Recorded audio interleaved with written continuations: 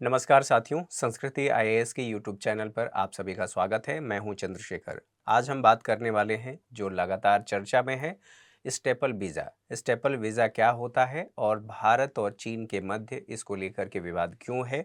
भारत ने कड़ी प्रतिक्रिया जताई है स्टेपल वीज़ा को लेकर के। चीन का क्या कहना है और भारत का क्या कहना है, क्यों चीन ने स्टेपल वीज़ा जारी किया है, इन सभी बातों को आज के सेशन में समझने वाले हैं। तो चलिए क्लास की शुरुआत करते हैं। द्विपक्षीय संबंधों को आप यहाँ पर रिलेट करके देखेंगे, अर्थात इंटरनेशनल रिलेशन। साथ ही साथ भारत की जो आंतरिक सुरक्षा है, इसको भी ध्यान में रख करके इसे रिलेट करके आप देख पाएंगे। तो क्या होता है स्टेपल वीज़ा, ये आपको सामने दिख रहा है। इससे संबंधित बातों को देख लें तो what is a staple visa and why does China issue these two Indians for from Arunachal and Jammu and Kashmir या JNK। तो जो चीन है वो भारत के उन क्षेत्रों के लोगों को क्यों स्टेपल वीज़ा जारी करता है। उन क्षेत्रों की जब मैं बात कर रहा हूं तो यहाँ पर अरुणाचल प्रदेश की बात की जा रही है और यहीं पर जम्मू एंड कश्मीर की बात हो रही है। दो क्षेत्रों को के लोगों को या निवासियों को आप कह सकते हैं स्टेपल वीज़ा जारी किया जाता है चीन के द्वारा। भारत इसको लेकर के हमेशा अपोज करता है, हमेशा 2009 से लेकर के 2014 और अभी भी इसका विरोध भारत के द्वारा किया गया है। तो क्या कुछ खास बातें हैं, यहाँ पर देख लेते हैं। दरअसल चीन में एक यूनिवर्सिटी लेवल का गेम हो रहा है जिसे चेंगदू में यूनिवर्सिटी गेम हम कह रहे हैं। और यहाँ पर भारत के 12 खिलाड़ी जा रहे थे। जो यहाँ पर वुशु टीम है, उस वुशु टीम में 12 खिलाड़ी हैं।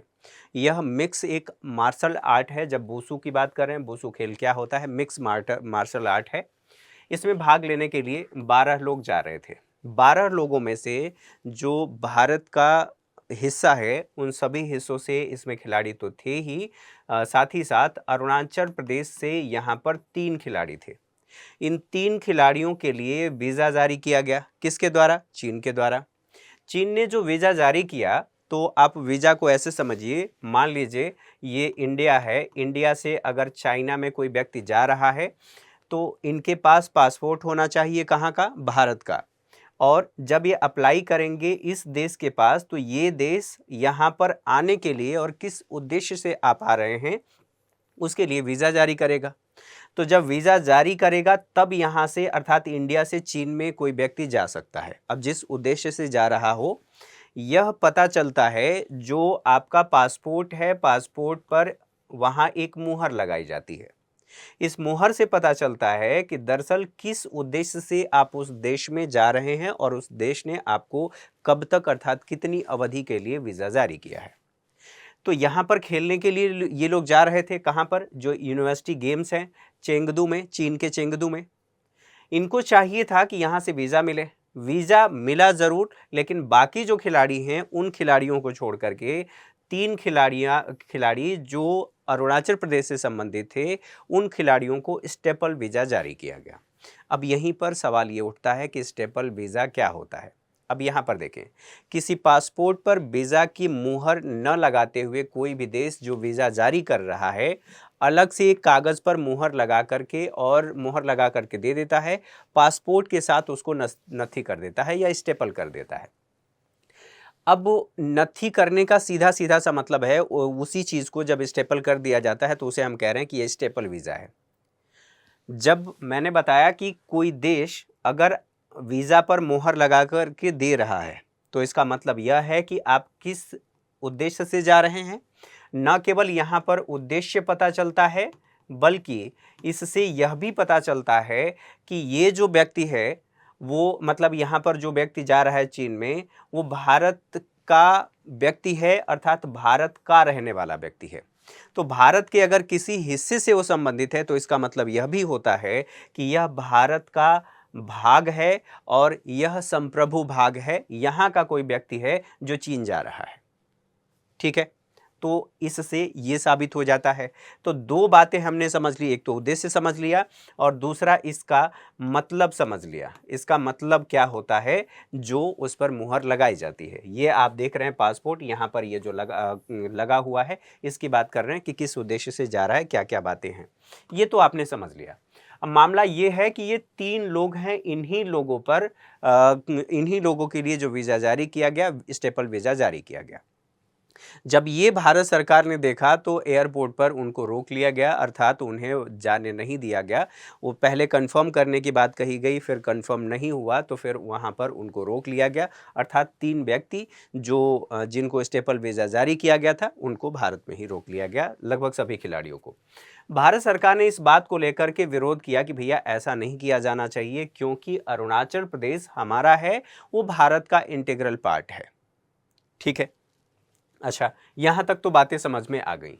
तो ये जो देख रहे हैं ये यहाँ पर मुहर लगी है और मुहर से ही सारी चीज़ें पता चल रही हैं जो मैंने आपको पहले बताया। अब इसी के साथ साथ महत्वपूर्ण बात यह भी है कि ये मामला क्यों आया, तो वीज़ा के बारे में थोड़ा सा और समझ लेते हैं। लैटिन शब्द ये कार्टा से बना है, कार्टा वीज़ा। इसका शाब्दिक अर्थ यह होता है कि वह कागज़ जो देखा गया। ठीक है, साथ ही वीज़ा की बात करें तो देश में प्रवेश के लिए एक अधिकृत कागज़ है। जैसे मैंने बताया कि ये भारत है और ये चीन है, तो अगर इस देश ने यहाँ के किसी व्यक्ति को वीज़ा जारी किया है तो यह इस बात को साबित करता है कि यहाँ का वह व्यक्ति यहाँ पर वैध तरीके से जाने के लिए अधिकृत है, क्योंकि इन्होंने कुछ शुल्क लेकर के वीज़ा जारी किया है। ठीक बात है। अब अनुमति क्या होती है? आव्रजन अधिकारी, जो इस पर अनुमति दी जाती है आव्रजन अधिकारी के द्वारा दिया जाता है। वीज़ा की अनिवार्यता ज़रूरी है, अर्थात वीज़ा ज़रूरी है किस लिए? अगर आप टूरिस्ट के लिए जा रहे हैं, ट्रांजिट के लिए जा रहे हैं, ट्रांजिट एंट्री के लिए जा रहे हैं, बिजनेस के लिए जा रहे हैं, आप जर्नलिस्ट हैं, जर्नलिस्ट पार्टनर हैं, या पार्टनर से आप मिलने जा रहे हैं, या ऑन अराइवल वीज़ा है, इन सब के लिए वीज़ा पर स्टैंप लगता है। किसी भी देश में जो वीज़ा जारी किया, किसी भी देश के द्वारा जो वीज़ा जारी किया जाता है उस पर, जैसा कि मैंने बताया, ये लगाना ज़रूरी होता है। तो ये बातें आपने समझ लिया। अब इन बातों को समझने के साथ साथ यहाँ पर बात ये आती है कि वो कौन कौन से ऐसे देश हैं जहाँ पर भारतीयों को वीज़ा लेने की ज़रूरत नहीं पड़ती। तो यहाँ पर देखें, वे द्वीपीय देश हैं, दक्षिण अमेरिकी देश हैं, एशिया के देश हैं, यहाँ पर उत्तरी अमेरिका के देश हैं, अफ्रीका के देश हैं। तो आप देखेंगे यहाँ द्वीपीय देश सामो, फिजी, पलाऊ, ये अलग अलग देश हैं। यहाँ पर दक्षिण अफ्रीका में, अमेरिका में बात किया जाए तो बोलिविया, इक्वेडोर, गयाना और डोमिनिका। यहाँ एशिया में बात करें तो नेपाल है, तिमोर है, Cambodia, Thailand, Macau, Jordan, Maldives, Iran, Bhutan, Laos, Indonesia. यहाँ पर भारतीयों को वीज़ा लेने की ज़रूरत नहीं पड़ती। उत्तरी अमेरिका की बात करें तो त्रिनिडाद एवं टोबैको है, सेंट लूसिया है, ये सभी देश हैं, यहाँ पर वीज़ा की ज़रूरत नहीं पड़ती। अफ्रीकी देश में सेशेल्स है, कोमोरो है, आइसलैंड है, इत्यादि देशों में नहीं होती। अब यहाँ तक तो आप लोगों ने समझ लिया। अब क्या होता है स्टेपल वीज़ा, ये मैंने आपको बता दिया कि वहाँ पर नथी किया जाता है अलग से ये कागज़। तो कागज़ यह बताता है, जैसे यहाँ पर थोड़ी देर के लिए समझिए, ये हमारा प्यारा भारत है और ये हमने कहा कि ये चीन है। ठीक है, ये भारत है। भारत के इस हिस्से के कुछ निवासी, जैसे ए नामक एक व्यक्ति है, ये चीन जाना चाहता है। चीन ने इनके लिए अपने यहाँ से स्टेपल वीज़ा जारी किया। तो स्टेपल वीज़ा यह बताता है कि ये जो क्षेत्र है, यह क्षेत्र चीन का है, अर्थात चीन के नागरिकों को चीन में जाने के लिए वीज़ा की ज़रूरत नहीं है। तो ये यही बताता है। इसीलिए अब चूंकि अरुणाचल प्रदेश की बात हो रही है, तो अरुणाचल प्रदेश तो भारत का हिस्सा है, इंटीग्रल पार्ट है। तो भारत का ये कहना है कि ये तो मेरा हिस्सा है, जबकि चीन कह रहा है कि नहीं, ये मेरा हिस्सा है। अब क्यों कह रहा है, अभी थोड़ी देर में उसको समझ लेंगे। तो ये आपने स्टेपल वीज़ा समझ लिया। और अगर भारत ने इसे मान लिया कि हाँ ठीक है, स्टेपल वीज़ा आपने जारी किया, हम उसको एक्सेप्ट करते हैं, इसका मतलब यह है कि भारत ने ये मान लिया कि ये वाला हिस्सा दरअसल चीन का है। तो भारत इसीलिए इसका लगातार विरोध करता है। 2009 में जम्मू कश्मीर के लोगों के लिए जारी किया गया था, और उसके बाद 2014 में घटनाएं हुई थी, अर्थात भारत सरकार के कुछ मंत्री जो अरुणाचल प्रदेश में विजिट किए थे, उसको लेकर के चीन ने विरोध किया था कि इनको नहीं आना चाहिए, क्योंकि ये हमारा इंटीग्रल पार्ट है, ये हमारा हिस्सा है, अर्थात अरुणाचल प्रदेश पर मेरा अधिकार है। चीन का ये कहना था। भारत उसका लगातार विरोध करता है। ये बातें आपने समझ लिया।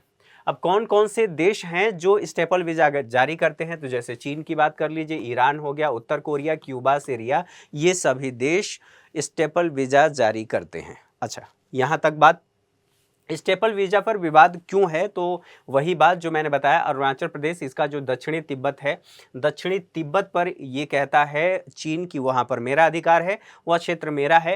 अरुणाचल प्रदेश में भारत के मंत्रियों के दौरों को लेकर के 2014 में विरोध किया था। वुशु प्लेयर को लेकर के भी जो वीजा जारी किया गया है, उसको भी लेकर के भारत सरकार ने विरोध किया है। चीन भारतीयों को नत्थी वीजा क्यों जारी करता है? उसका ये कहना है कि जो अरुणाचल प्रदेश है और जम्मू कश्मीर दरअसल उसका भाग है, और इसीलिए वो यहाँ पर स्टेपल वीज़ा जारी करता है, क्योंकि उसका मानना ये है कि हमारे देश में हमारे देश के नागरिकों को आने के लिए वीज़ा की ज़रूरत नहीं है। ठीक है। देश के अन्य हिस्से जैसे सामान्य वीज़ा जारी किया जाता है भारत के लिए, या किसी भी देश की बात किया जाए। यहाँ पर एक और बात है, अब ये जो आप देख रहे हैं, ये पूरा आप हिस्सा देख रहे हैं अरुणाचल प्रदेश। अब इसको थोड़ा सा और बढ़िया से देख लेते हैं। भारत की जब हम बात कर रहे हैं तो भारत के कुल 2 हिस्सों में, 3 हिस्सों में, जो मैप आप देखेंगे, मैप में 3 क्षेत्रों को आप डिनोट कर सकते हैं। यहाँ पर हम बात कर लेते हैं, ये जो क्षेत्र है जम्मू कश्मीर, इसको हम कह रहे हैं कि ये वाला जो क्षेत्र है ये पश्चिमी क्षेत्र है, यहाँ पर पश्चिमी क्षेत्र है। और ये जो है इसको हम मध्य क्षेत्र कह रहे हैं, मध्य क्षेत्र, और इसको कह रहे हैं यह है पूर्वी क्षेत्र। इन तीनों क्षेत्रों पर दोनों देशों के मध्य विवाद है। विवाद यहां पर जो देखेंगे हिमाचल प्रदेश, और आप ऐसे कह सकते हैं हिमाचल प्रदेश और यूके। यूके का मतलब यूनाइटेड किंगडम नहीं है, यहां पर उत्तराखंड की बात हो रही है। ठीक है, आप यूनाइटेड किंगडम पहुंच जाएं। यहां पर विवाद है, यहां पर विवाद है। अब यहां पर बात कर लेते हैं यहां पर विवाद क्यों है और क्या स्थितियां यहां देखने को मिल रही हैं। ये जो देख रहे हैं ये पूरी लंबाई है सीमा रेखा की, अलग अलग बताया गया है कि कहां पर कितने किलोमीटर है। ये जम्मू एंड कश्मीर में है, हिमाचल प्रदेश में है, उत्तराखंड में 345 है, अलग अलग सिक्किम की बात करें तो 220 किलोमीटर है, अरुणाचल प्रदेश में 1126 किलोमीटर की लंबाई है। मतलब दोनों देशों की सीमा रेखा की लंबाई है। इन सभी बातों को समझने के साथ साथ अब इसकी बात कर लेते हैं यहां पर दरअसल मामला हुआ क्या था। मामला कुछ इस प्रकार है कि जो तिब्बत है, तिब्बत की जब आप बात करते हैं तो तिब्बत पर अधिकार चीन का 1950 से 51 के मध्य हो गया, और वहां पर जैसे ही राजनीतिक अधिकार हो गया, राजनीतिक अधिकार होने के बाद वहां के जो राजनीतिक और धार्मिक गुरु हैं, आप नेता भी कह सकते हैं, दलाई लामा, वो भाग करके भारत आए। भारत आकर के उन्होंने शरण लिया। भारत के आप कह सकते हैं जो हिमाचल प्रदेश का वो क्षेत्र है जिसे हम धर्मशाला के नाम से जानते हैं, वहाँ पर उन्होंने शरण लिया। तो ये एक अलग बात है, अभी इस पर बात नहीं करेंगे, इसको यहीं पर रहने देते हैं। जैसे ही भारत स्वतंत्र हुआ और उसके बाद ये जो बफर स्टेट के रूप में काम कर रहा था दोनों देशों के मध्य, आप यहाँ पर देख सकते हैं ये वाला तिब्बत वाला हिस्सा था, ये पूरा तिब्बत का हिस्सा था। ठीक है, तिब्बत है। यहाँ के धार्मिक गुरु जो मैंने बताया कि ये भाग करके यहाँ से भारत में आ गए, क्योंकि यहाँ पर जो चीन का अधिकार हो गया वो चीन के अधिकार को मानने के लिए तैयार नहीं थे। ये बात है 1950 से लेकर के 51 के मध्य की। अब ये बात, एक तो ये घटना हो गई। दूसरी घटना होती है 1954 में। 1954 की बात करें तो भारत और चीन के मध्य एक समझौता हुआ जिसे पंचशील समझौता कहते हैं। चाउ एंड लाई और जो हमारे प्रथम प्रधानमंत्री थे जवाहरलाल नेहरू, उनके मध्य ये पंचशील समझौता हुआ। इसको हम पंचशील समझौता कहते हैं। और इस समझौते के आधार पर यह कहा गया कि दोनों देशों का मतलब यह है कि भारत और चीन, इस समझौते में कुल 5 पहलू शामिल थे। उन पहलुओं को जैसे सभी देश अन्य देशों की क्षेत्रीय अखंडता और उनकी जो संप्रभुता है, प्रभुता है, उसका सम्मान करेंगे, आंतरिक मामलों में हस्तक्षेप नहीं करेंगे, दूसरे देश पर आक्रमण नहीं करेंगे, परस्पर सहयोग करेंगे और लाभ को बढ़ावा देंगे, शांतिपूर्ण सहअस्तित्व को बढ़ावा देंगे और इससे संबंधित जो नीतियां हैं उनका पालन करेंगे। कुल 5 समझौते यहाँ पर थे। जो इसमें सबसे महत्वपूर्ण था वो समझौता ये था कि एक दूसरे के आंतरिक मामले में हम कोई भी दखल नहीं देंगे, आंतरिक मामलों में हस्तक्षेप नहीं। यहां पर इसी में आंतरिक मामलों में हस्तक्षेप नहीं। और इसी बात को, ये जो क्लॉज इसमें था, चीन ने ये मान लिया कि भारत इस बात को लेकर के सहमत हो गया है कि ये जो तिब्बत है, तिब्बत पर आधिकारिक रूप से चीन के दावे को भारत स्वीकार करता है। और यहीं से मामला बिगड़ गया। चीन ने इसे हाइपोथेटिकली ले लिया और लेने के बाद उसने अपना यहाँ पर अधिकार तो किया ही, और भारत ने इस तिब्बत पर उसके अधिकार के दावे को स्वीकार कर लिया। और स्वीकार करने के बाद जैसे ही ये सब चीज़ें आगे बढ़ी, वैसे ही अब यहाँ पर मामला आया। यहाँ पर जो दलाई लामा, उनके छठे 6th नंबर के जो धर्मगुरु थे, यहीं पर तिब्बत में एक तवांग मठ है, उसी तवांग मठ पर उनका जन्म हुआ था। उसी जन्म के आधार पर, और चूंकि तवांग मठ की जब हम बात कर रहे हैं तो दलाई लामा कहाँ के, तिब्बत के धर्मगुरु और राजनीतिक गुरु माने जाते हैं, राजनीतिक नेता माने जाते हैं। तो राजनीतिक नेता का मतलब ये है कि इनका जन्म यहाँ पर तवांग में हुआ है, इसलिए उसका कहना है कि ये ऐतिहासिक रूप से ये तिब्बत से जुड़ा है और तिब्बत चीन का भाग है, इसलिए अब तिब्बत पर चीन का अधिकार है, तो हम इस तिब्बत पर, उस क्षेत्र पर अधिकार अपना मानते हैं, क्योंकि यह वन चाइना या एक चीन नीति के तहत चीन का हिस्सा है। इस आधार पर वो इस हिस्से पर दावा करता है। अब ये तो हो गई यहां पर बातें, लेकिन इसका स्ट्रेटजिकली और क्या इंपॉर्टेंस है, या चीन के लिए अरुणाचल प्रदेश का क्या महत्व है। जब हम इसकी बात कर रहे हैं तो यहाँ से निकल करके एक नदी बहती है, और नदी कुछ इस प्रकार से बहते हुए जा करके बंगाल की खाड़ी में गिर जाती है। इस नदी का नाम है ब्रह्मपुत्र। ब्रह्मपुत्र का 1/3 हिस्सा तो चीन में है, लेकिन बाकी हिस्सा अरुणाचल प्रदेश में है। अरुणाचल प्रदेश में होने के नाते यहाँ पर जो फ्रेश वाटर के सोर्स की बात करें तो यहाँ से बहते हुए आ रही है नदी, यहाँ पर सबसे ज़्यादा फ्रेश वाटर का सोर्स है, अर्थात अरुणाचल प्रदेश में सबसे ज़्यादा पेयजल मिलता है, और पेयजल की वजह से वो चाहता है कि तिब्बत पर उसका अधिकार हो। अब ऐसा क्यों चाहता है, क्योंकि चीन में इंडस्ट्रियल डेवलपमेंट ज़्यादा हुआ है। इंडस्ट्रियल डेवलपमेंट की वजह से वहाँ की जो नदियाँ हैं पॉल्यूटेड हो गई हैं। पॉल्यूटेड होने के साथ साथ वहाँ पर फ्रेश वाटर पीने के लिए नहीं है, इसलिए वो चाहता है कि इस क्षेत्र पर अधिकार उसका हो जाए, और अधिकार हो जाए तो चीन के निवासियों को यहाँ पर पेयजल उपलब्ध हो पाएगा। तो एक तो ये बात आपने समझ लिया, यही कारण है कि तिब्बत पर वो लगातार वन चाइना पॉलिसी के तहत कहता है कि ये तिब्बत का तवांग जो क्षेत्र है, मठ यहाँ पर चूँकि जन्म हुआ था और चूँकि वो तिब्बत से संबंधित हैं, इसलिए ये क्षेत्र मेरा है। और इसी आधार पर यहाँ के निवासियों को वो स्टेपल वीज़ा जारी करता है। यही बात सीधे सीधे लागू होती है, कुछ यही बातें जम्मू कश्मीर पर लागू होती हैं, और उन क्षेत्रों को लेकर के भी विवाद है। अब भारत ने इस विवाद को ध्यान में रखते हुए, इन सभी स्थितियों को ध्यान में रखते हुए क्या प्रतिक्रिया दिया है, इसको देख लेते हैं। स्टेपल वीज़ा को लेकर के भारत की चिंताएं हैं, क्योंकि स्टेपल वीज़ा वाले जो भारतीय नागरिक हैं, उनको लेकर के चिंता ये है कि अगर ये जारी कर दिया तो सबसे पहली बात, भारत ने उसे स्वीकार कर लिया तो इसका मतलब यह है कि भारत ने ये मान लिया कि अरुणाचल प्रदेश और जम्मू कश्मीर ये चीन का हिस्सा है। तो भारत के सामने एक ये चुनौती है। दूसरी बात यह है कि भारत सरकार बार बार इसका विरोध इसलिए करती है कि चीन 2009 में, जैसा कि मैंने बताया, स्टेपल वीज़ा जारी किया था। भारत के लिए बड़ी चुनौती इसलिए है क्योंकि अगर कोई पड़ोसी देश ऐसा कर रहा है दूसरे पड़ोसी देश के हिस्से पर, तो वहाँ पर उसका अधिकार हो जाएगा, अधिकार मान लिया जाएगा, और मानने के साथ साथ वो आधिकारिक रूप से दावा कर देगा। भारत ये भी कहता है कि अगर इसको हमने मान लिया तो स्टेपल वीज़ा जो व्यक्ति वहाँ पर गया है और जब वहाँ से वापस आता है तो वापस आते समय ही उसको फाड़ करके फेंक दिया जाता है, अर्थात एंट्री गेट पर ही उस कागज़ को फाड़ करके फेंक दिया जाता है जो उस पासपोर्ट के साथ नथी है। अब फेंकने का मतलब यह है कि उसका डेटा हमारे पास नहीं रहेगा कि वो व्यक्ति कब गया था, कितनी बार गया था, किस उद्देश्य से गया था। स्वाभाविक सी बात है कि अगर कि भारत के किसी ऐसे हिस्से का कोई व्यक्ति बार बार चीन जा रहा है तो भारत के खिलाफ वो साजिश भी कर सकता है, और हमारे पास तो उसका डेटा है नहीं। तो ऐसी स्थिति में चीन द्वारा भारत के खिलाफ कभी भी इसका इस्तेमाल किया जा सकता है, और इस्तेमाल करके भारत के खिलाफ इसका प्रयोग किया जा सकता है। ये बात इस बात से प्रमाणित होती है कि कश्मीर के जो अलगाववादी नेता हैं वो कई बार चीन गए हैं, लेकिन हमारे पास उनकी जानकारी नहीं है, क्योंकि जो स्टेपल किया गया था वो सारी बातें फाड़ करके फेंक दिया जाता है वहीं पर। अगर वो सब कुछ होता, अगर वहाँ पर वीज़ा जारी किया जाता तो वहाँ पर स्टाम्प लगता, और स्टाम्प लगने से हमें पता चलता कि कोई व्यक्ति कितनी बार गया है, किस उद्देश्य से गया है।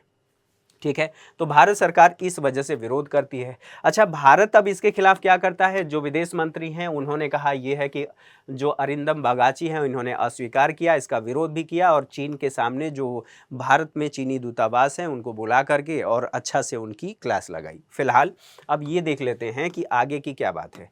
भारत इसके विरोध में क्या करता है? भारत इसके विरोध में सीधा सीधा ये कहता है कि पहले वन चाइना पॉलिसी पर भारत मौन रहता था, भारत उसका समर्थन करता था कि वन चाइना नीति अर्थात एक चीन की नीति जो ऐतिहासिक रूप से कभी चीन का हिस्सा हुआ करते थे, चीन जब उस पर दावा करता है तो भारत उसे स्वीकार करता है, उसको मान्यता दे देता था।